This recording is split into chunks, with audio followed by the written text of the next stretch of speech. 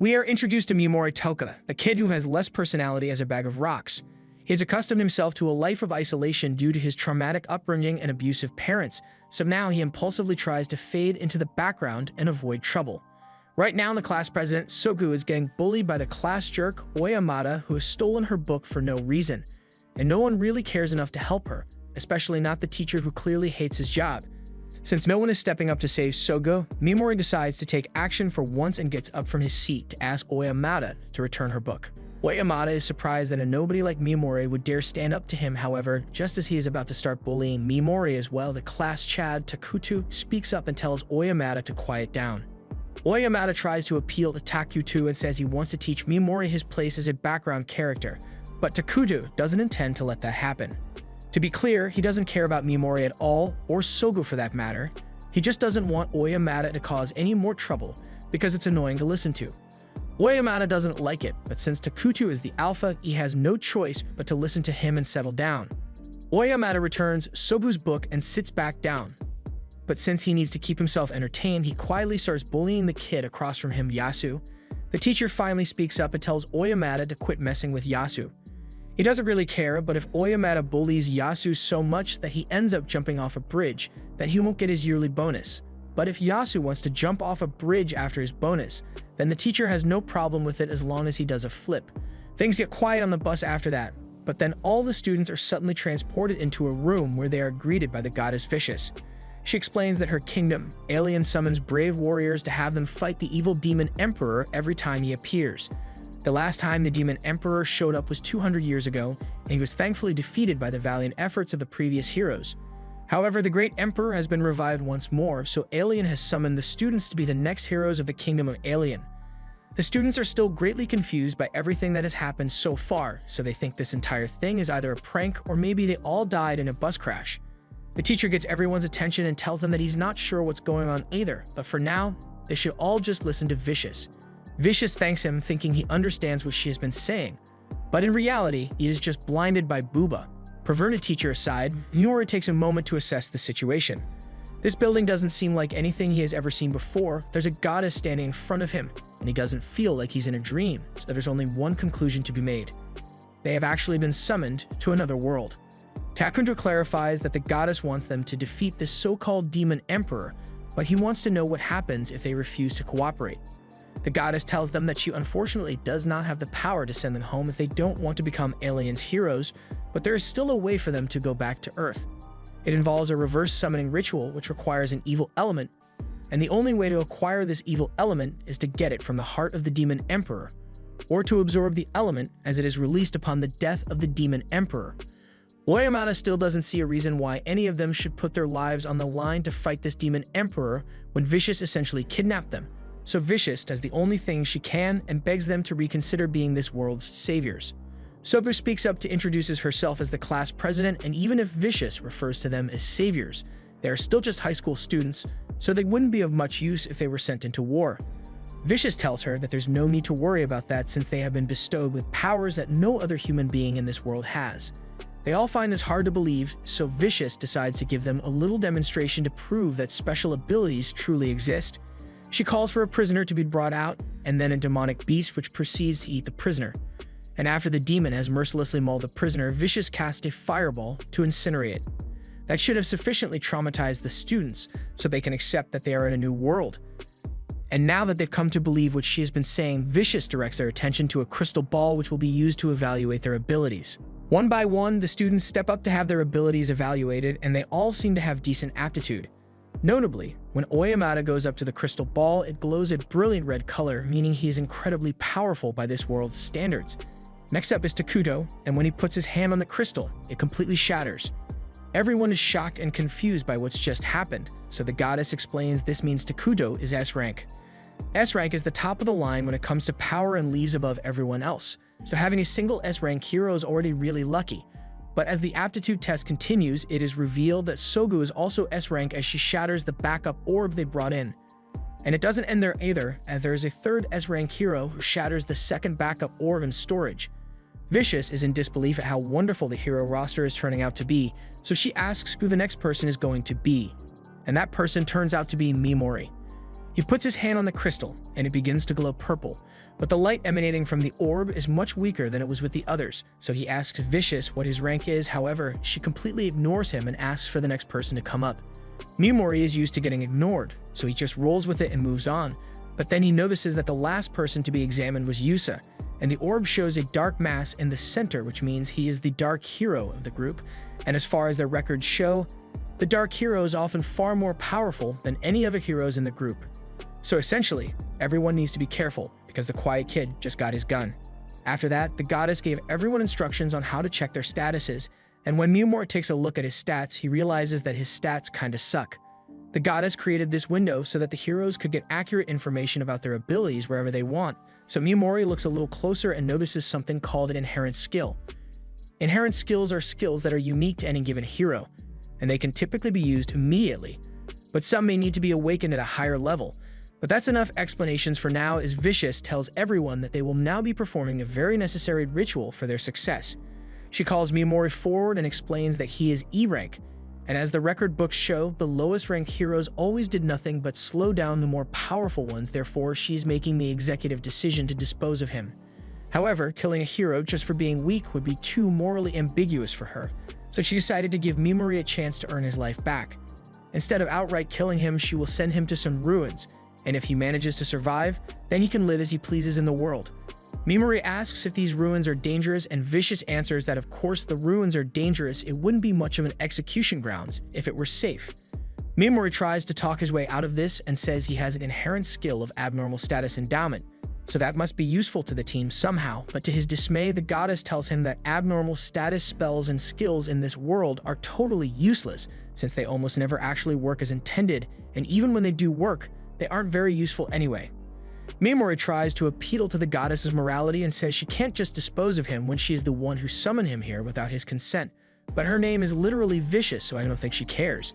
As Miyamori is trying to come to terms with his fate, Yasu touches his shoulder, and Miyamori thinks Yasu is going to stand up for him since he used to help him out back when he was getting bullied on Earth. However, now that he has power, Yasu has turned into just as much of a jerk as the others, so he mocks Miyamori for being weak and condemns him to his terrible fate. By now, Miyamori has realized that no one cares about him being disposed of here, and all the other students just want him gone. So he stands to accept his fate as Vicious throws him a magic bag as a consolation gift. However, there's at least one person there who knows this isn't right, as Sobu steps up and asks Vicious to reconsider the disposal of Miyamori. However, Vicious is dead set on disposing of Miyamori, so she just knocks Sogu out so she can't complain about it. Miyamori can't stand the cruelty and mockery any longer, so he attempts to use his abnormal status effect skill to paralyze the goddess, but unfortunately, as a goddess she always has an anti-abnormal status shield which she hasn't used since the Heian era. She mocks Miyamori for failing his attack, and without further delay she wants everyone to witness as this loser is teleported to his doom. Just then, Takudu fires off a blast which leaves a huge hole in the wall, but as the goddess looks over to him, he clarifies that he isn't trying to save Miyamori or anything. He just wanted to test out his powers and didn't realize it would do that much damage. Some of Miyamori's classmates derive joy in watching him be disposed of, while others remain indifferent, and the one person who supported him was knocked out, so as he is about to be teleported, Miyamori gives up on his background character act and gives Vicious the middle finger, vowing to make her regret this someday. Miyamori wakes up in the abandoned ruins and tries to open his status screen, but his system tells him that he is unable to do so because of the low level of light in the area. That's when he remembers the bag he got, so after pouring a little mana into it, it generates enough light for him to see again. However, as he is walking around, he stumbles across a human skeleton on the ground, and whatever killed the skeleton is still in the ruins, so Miyamori is on edge now. He ends up tripping over some rocks, and it's a good thing he did because that allowed him to narrowly evade a sneak attack from a terrifying monster. He has no time to think or worry about where he's running to because if he stops for even a moment, he will be killed. As he continues to run, Miyamori ends up tripping over a rock, and as the monster closes in on him, the emotion he is feeling isn't fear, but rather frustration. Frustration at the fact that he was abandoned by all those jerks and is doomed to die because of it. He has no weapons to fight back with, and no useful skills to use since his abnormal status effects are apparently unlikely to work. However, that doesn't mean he's not going to try and use whatever he can to survive, so Miyamori casts Paralyze on the monster, and to his astonishment, it actually works. He doesn't want to stick around to figure out why though, so he runs away again. As he does this, he thinks to himself that the paralysis must have been a one-time fluke, since Vicious said abnormal status effects have a low success rate. But in his haste to escape, Miyamori ends up running into another monster which looks like a cross between a chicken and a roach. Whatever it is going to kill him if he doesn't do something quickly, so Miyamori raises his hand and casts Paralyze again, fully expecting it to fail, but miraculously, it works again. Once could be a fluke, but 2 times in a row means his effect's success rate is way higher than what the goddess had claimed. It's possible that Miyamori's status effects are different from the weak ones that are native to this world, but even if he can defend himself with his spells, it will do him no good if he ends up running out of mana to use it. He only has 1 mana point left, so he uses it to cast poison on the monster, and once he does this, the monster begins to slowly die. In addition to having a high success rate, Miyamori's spells also have a really long duration, so he can just sit back and wait for the monster to die. He officially has 0 mana points left, so he doesn't know what will happen if he tries to use his status effects again. However, he doesn't get much time to recover as the first monster has caught up to him. The paralysis effect he cast earlier must have worn off, but even if he has no mana left, no one will come to save him, so Miyamori is prepared to fight for his survival. He attempts to use Paralyze on the Minotaur again, but this time the skill fails to activate, so Miyamori has to jump out of the way. He is informed by the system that he is not allowed to cast the same effect multiple times on a single target, so he comes up with a new plan and casts Sleep on the Minotaur, causing it to fall to the ground unconscious, and once the monster is out cold, Miyamori applies poison to it as well.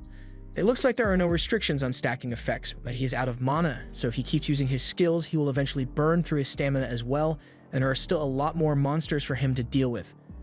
Miyamori begins spamming paralysis, and eventually he has managed to stop all the monsters, but has left him on the verge of collapse. However, his troubles aren't over yet as even more monsters begin to approach, so he has no choice but to keep using Paralyze until his body can't take it anymore, and it's not long before he reaches his limit and can't go on. There are still a lot of monsters around him, but he knows if he tries to use his skill even one more time, it could mean the end of him. He has no other options available, but luckily, just as he's about to use up the last of his body's stamina, the cockatrice that he poisoned a while ago suddenly dies, and due to this, Miyamori's level shoots up until he is at level 258 and both his mana and stamina are replenished. Miyamori doesn't understand what happened at first, but then he notices the dead monster and realizes that he must have gotten experience because his poison killed that one, and with his energy replenished, he can keep fighting as much as necessary. As he continues to spam paralysis, his skill levels up, leading him to believe he can upgrade it by repeated use, but he will worry about that later since for now, he has to make sure he can escape this place alive. With his paralysis now being level 2, Miyamori notices that he now has the option to select multiple targets at once, so he does so, and the monsters are all immediately frozen in place. So far, his status effects have had 100% success rate, so Vicious is probably the only person in this world that his skill has no effect on. He begins inflicting poison on all the paralyzed monsters, and eventually his poison skill levels up as well, but there are still a lot more monsters here. So that means he can level up even more. Miyamori takes a look at his status window, and since he leveled up, his stats are far higher than they were when he first got here, especially his mana, which is now over 8,000, and mana is his only way of surviving this hellhole. Miyamori takes a break and sits down while he waits for the poison to do its thing, and eventually, the monsters begin dying one by one, raising Miyamori's level even further. By the time he is level 500, Miyamori is fairly confident that he can now make it out of the ruins, so he prepares to take care of the remaining monsters. However, after seeing Miyamori kill dozens of them with ease, the monsters have enough common sense to know that they shouldn't mess with him, so they all run off. Now that the area is safe, Miyamori sifts through the piles of rotting bones in order to find any loot that he could use, and after getting his hands on a cloak and a blade, he sets off to escape the ruins. As he looks for the exit, he comes across many different monsters, but he has realized that he faces another problem. He has no food, so he's going to starve soon if he doesn't get something to eat. He is so desperate that he is even willing to eat monster meat, so after retracing his steps, he returns to the monster corpses and reluctantly begins carving into them to eat what he can. However, as the eyeball pops out and Miyamori tries to eat it, he realizes that the monster's entire body has acid in it, so he won't be able to eat it after all. With no source of food, Miyamori believes he will starve to death before he ever makes it out of here. He has no energy left in his body, but then he notices the color of his magic bag changing, and since that's the only source of light he has, he frantically rushes over to supply it with more mana. However, as he does so, he feels something appear inside the bag, and to his delight, he finds a bag of beef jerky and a bottle of soda. He excitedly begins eating, and while this means his hunger problem is solved for now, he doesn't know for sure if he will be able to get the bag to produce food again. As days continue to pass inside the ruins, Miyamori has gotten used to committing mass monster genocide with his skills, but he is worried that he might be losing his humanity because of this. Back on Earth after suffering abuse at the hands of his stepfather, Miyamori was on the verge of having his murderous villain arc right then and there, but before he could lose his sense of humanity, he was rescued by his aunt and uncle who took him in and gave him a sense of normalcy. He learned empathy from them, and he thought he had become a normal person like them, but right now, as he is staring at the mountain of corpses beneath his feet, he feels nothing at all. There's no going back to how he was before, so Miyamori just accepts that he's a psychopath now and moves on. As he goes, he comes across another section of the ruins with a floating eyeball monster, but Miyamori just takes it out with his poison. As he moves forward, he comes across a door with a magic lock, and upon opening it, he finds a small room with two skeletons inside. He assumes they must have been people that were disposed of by Vicious as well, but they weren't fortunate enough to make it out alive. He searches through their things and finds a pouch full of gems, so while he feels bad about stealing from the dead, the gems could be valuable and he could use them once he gets out of here so he no longer feels bad about it. He goes through the other rooms nearby as well, and eventually he comes across one that takes a large amount of mana to open. But once he finally unlocks it, he finds a skeleton sitting with a note next to it. The note says that the skeleton was once a man known as Anglin the Great Sage, and he was the former hero of darkness. The same one Vicious had mentioned was the strongest of them all. According to Anglin's note, Vicious sent him here by force after she no longer has a need for him as a hero, and while he was powerful enough to make it this far, he clearly couldn't escape, so he left a message to help the next person who could manage to make it this far. Vicious may have said the Demon Lord was evil, but she is just as bad in Miyamori's eye. Although we can't say he is much better than her either, since his only goal is to get revenge on her, and he doesn't care if he has to destroy the world to do it. As he is looting Anglin's corpse, he comes across a book of forbidden arts, and it is full of information about recipes for medicine and magic tool instructions that could prove to be useful later, so he decides to keep it. He also finds a scroll of forbidden magic, but he doesn't understand what it says. However, if a great sage like Anglin went through all the trouble of keeping it hidden with him up until his final moments, then it must be really powerful, and it may even be strong enough for Miyamori to eventually defeat the goddess if he is ever able to decipher it. Miyamori is just about ready to leave, but before he goes, he steals Anglin's cloak because it's cooler than his old one, and takes a look at Anglin's book again. But this time he sees a bloody warning telling him to beware of the Soul Eater. And the ominous warning has Miyamori wondering if the Soul Eater is the one who killed Anglin. Miyamori continues making his way through the ruins until he comes across a door that he thinks will lead to the surface. However, if this is truly the final door, then that must mean the Soul Eater Anglin was talking about is here as well. Miyamori remains cautious of his surroundings and takes a look at his stats to make sure he is prepared for this. He did all he could to ensure he leveled up as much as possible before he got here, so he can only hope that his skills are enough to defeat it. Miyamori eventually finds a creepy face and he is certain that this must be the Soul Eater, so he immediately attempted to use Paralyze on it. But the second he steps out of cover, the Soul Eater fires a laser into his hand. This is the first time anything has managed to stop him from using his skill, and Miyamori has to kill it since the only way out is to use the gem on its forehead. To activate his skill, he needs to say it out loud and be within a certain distance, but none of that matters if the Soul Eater can attack him before he finishes casting the spell. While Miyamori is still thinking about what to do, the Soul Eater breaks out of the wall to go after him, so he really has no choice but to fight now. Meanwhile, outside the ruins, a girl is trying to escape from her pursuers and decides to hide nearby, not knowing that a fierce battle is taking place inside. As the Soul Eater slowly approaches Miyamori, he wonders why it hasn't fired its lasers at him yet, but he soon finds out why as the Soul Eater spits up some purple gunk, which takes the form of humans. These are the souls of the people the Soul Eater has killed, and they are being forced to attack Miyamori, so if he is forced to paralyze them. However, he can't bring himself to use poison because they are still human, even if they become gross globs of paste. The Soul Eater enjoys watching as Miyamori struggles because he can't attack the souls for moral reasons, and he can't attack the Soul Eater either because it would react too fast. Miyamori begins breaking down and crying a lot because he says he doesn't want to hurt other people, and he's losing aura by the minute with his constant crying. But as the Soul Eater is reveling in Miyamori's tears, he reveals that it was all an act as he paralyzes the Soul Eater. He knew he could never land a successful paralyze on the Soul Eater unless he managed to get it to lower its guard, so he pretended to be in the middle of a mental crisis just so the Soul Eater wouldn't suspect anything. And now that the Soul Eater is paralyzed, Mimori doesn't really care what happens to the souls if he kills the Soul Eater, and even though he spent so much time trying to become a harmless, law-abiding citizen, all he cares about are facts. Those soul puppets were trying to kill him, so they could be babies for all he cares. He's still going to poison them anyway. The Soul Eater struggles to move out of frustration that it lost to Mimori, and this lets Mimori know that powerful monsters can try to overcome his paralysis, but it does additional damage to their bodies.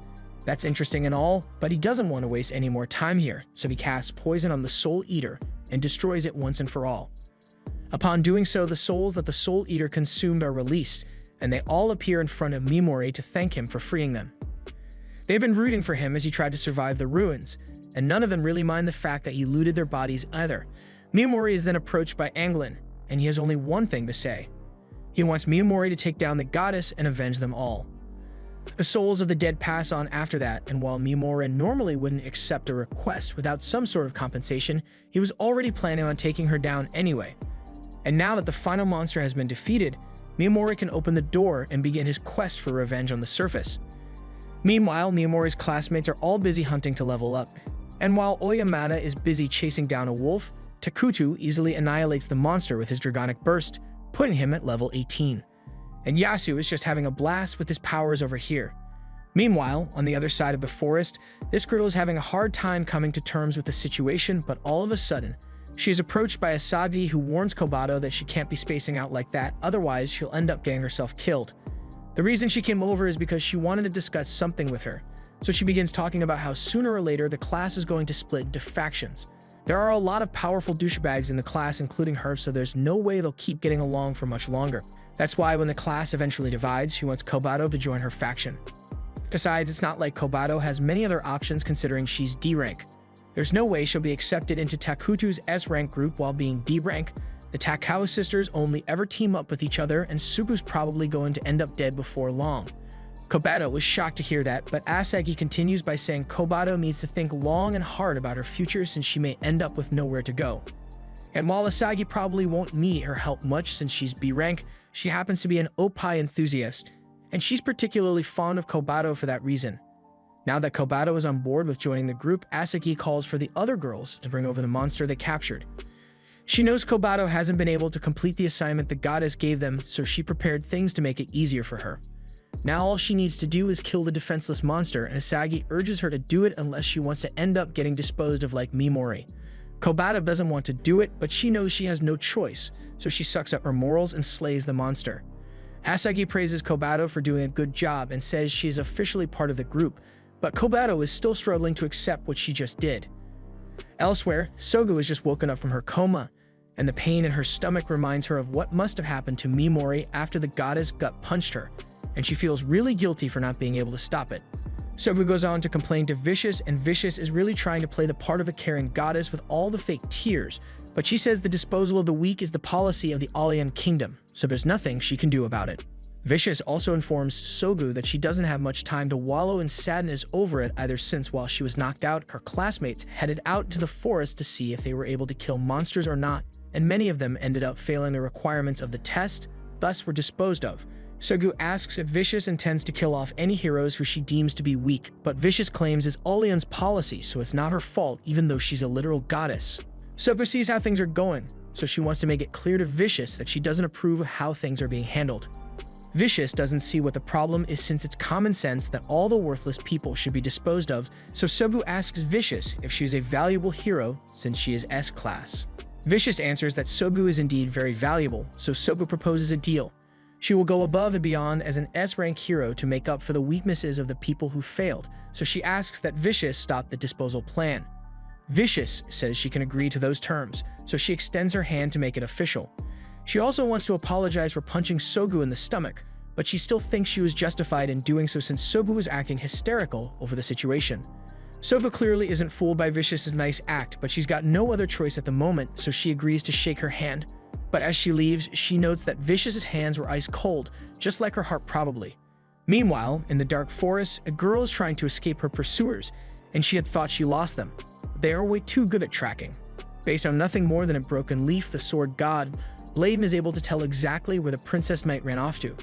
She may be able to conceal herself, but if she keeps making rookie mistakes like these, the Holy Watchers are sure to catch up to her sooner or later. At the same time, Miyamori is just about to head out into the forest in hopes of finding a city, but before he does, he checks his stats one last time and notes that only his mana is exceptionally high at 50,000, while the rest of his stats hover around 5k. But he already knew that, so he really wants to confirm the new abilities he got with his skills leveling up.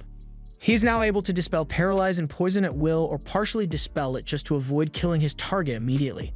That's going to be pretty useful when it comes to extracting information, so he decides to test it out on the next monster he encounters. For now, he's going to need a blade, or more specifically, someone who can act as a tank and handle the front lines for him. Just then, he hears some rustling in the bushes, so he goes over to check it out and finds a bunch of slimes ganging up on a single smaller slime, and he decides to stand there and watch as the smaller slime goes through his bullying character arc. Once the small slime learns to fight back, Miyamori is satisfied, so he paralyzes them all and uses the opportunity to test out the dispel option. He dispels the paralysis on the bully slimes first to get them to leave, and once they are gone, he tells the smaller slime that it doesn't need to worry since he has no intention of killing it. He's about to let it go as well, but before that, he wants to apologize for not helping sooner. He enjoyed seeing the little guy stand up for himself, so he tells the slime that it did well, and after releasing it, he heads off on his way. The slime doesn't really know what to do now since it doesn't have any slime friends to go back to, so it decides to follow Miyamori instead. Miyamori eventually notices that he is being followed, but he doesn't mind since he could use the company. Meanwhile, the Princess Mite is currently exhausted from all the running she has had to do, but even with the distance she has covered, she can still sense the presence of the Holy Watchers nearby. So they must just be waiting for her to tire out so they can capture her. Miyamori and the slime have bonded a little, so Slime is now sitting in the back of Miyamori's jacket to keep watch while he takes a look at the spellbook. After flipping through some pages, Miyamori finds the forbidden art he was looking for, and it's one that's meant to strengthen monsters. There are even instructions on how to strengthen slimes in particular, so this will come in handy for Miyamori, but he understands why it's classified as a forbidden art since these could cause a lot of chaos in the wrong hands.